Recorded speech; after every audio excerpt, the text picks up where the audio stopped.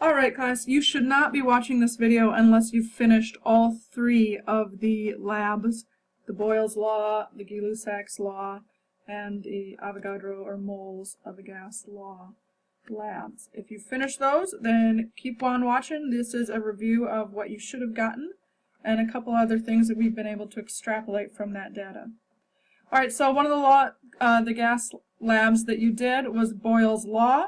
Boyle's Law tested the effect of volume on pressure, and hopefully your data followed what you should have been able to predict. As you decrease the volume, those molecules are going to collide with the walls more often. As you increase the volume, they'll collide with the walls of the container less.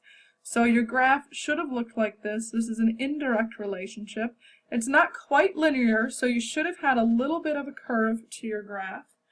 Mathematically, when you have variables that have an indirect relationship, you will multiply them together. So you're going to be using this formula P1 V1.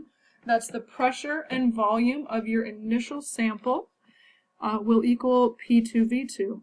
P2 V2 is the volume or the pressure after you've changed it. So as you increase your volume, your pressure will decrease. So when you multiply those numbers together, they'll equal your original volume and pressure multiple. Alright, so we're going to do some math problems with that in your next worksheet. But hang on, we've got a couple more laws to go through. So the Gay-Lussac's law was testing the effect of temperature on pressure, and your results should have shown that as you increased your temperature, your pressure went up. The molecules were moving faster, and they were colliding with the walls more often. This is one of those laws or labs that we asked you to do some crazy extrapolation. We changed the scale of your lab so much that all of your data points were probably squished in this little section right here, and we asked you to extrapolate all the way down until you intercepted the x-axis. And we asked you to extrapolate what that data point would be. We've had tons and tons of scientists do this over the years, and they have agreed that if you take that trend line all the way down to the x-axis, you get negative 273 degrees Celsius is where it intercepts. If you got something a little bit different, that's okay, but hopefully you were in the negatives by a lot. So this has significant value. I'll get into it on the next slide. But to stick with the math, this is a direct relationship. As you increase the temperature, the pressure goes up. As you decrease the temperature, the pressure goes down. When you have a direct relationship, you divide. So P1 over T1 equals P2 over T2. What the pressure and the temperature is initially, so let's say it was like right there on the graph, would be equal to the temperature and the pressure if you changed one of the two. Alright, so absolute zero, like I said, is this data point right down here that is where our trend line hits the x-axis. The temperature is negative 273 degrees Celsius, but what's the pressure when you hit this? This is your pressure. The pressure when you get all the way down to the x-axis is actually zero. And that's a significant idea in the gas laws. Because what is a pressure of zero, what does that actually mean?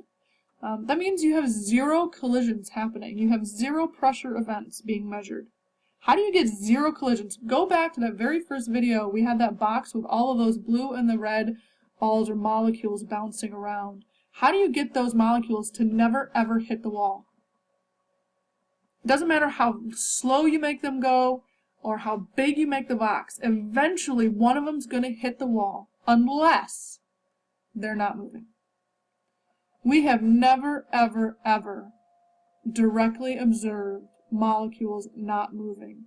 This idea of having zero pressure and zero collisions is completely theoretical. We've extrapolated it from this trend line.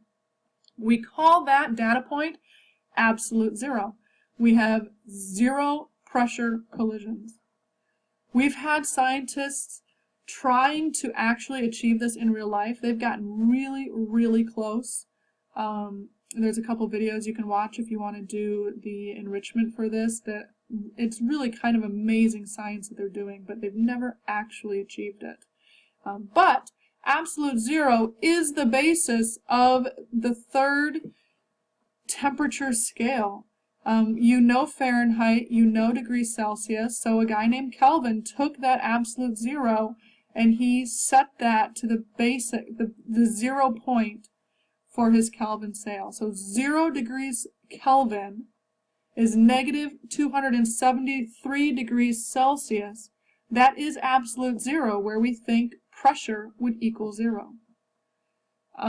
You will have to convert between degrees Celsius and Kelvin in this unit. It's really important that you write down these conversions.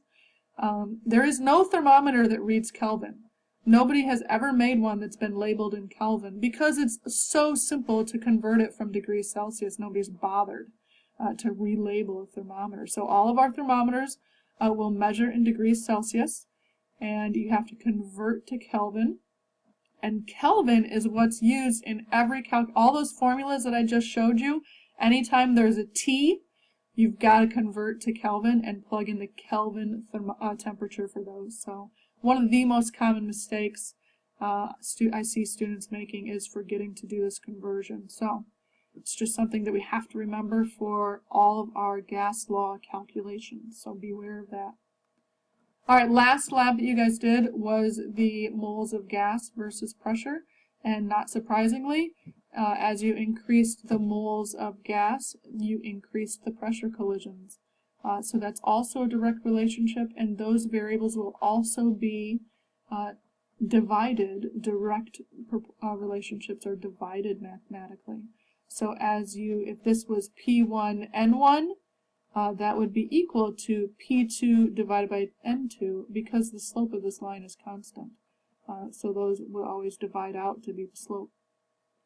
If you wanted to increase the amount of moles in a container, you could plug the original pressure in and you could say, okay, I'm going to add this many more moles. What would the pressure be? You can answer questions like that with this formula. All right. You did all these labs that isolated specific variables, but in real life, every once in a while you can have it where only one variable changes at a time, but more realistically, a lot of variables are going to change. Our next notes is going to get into how to handle that mathematically.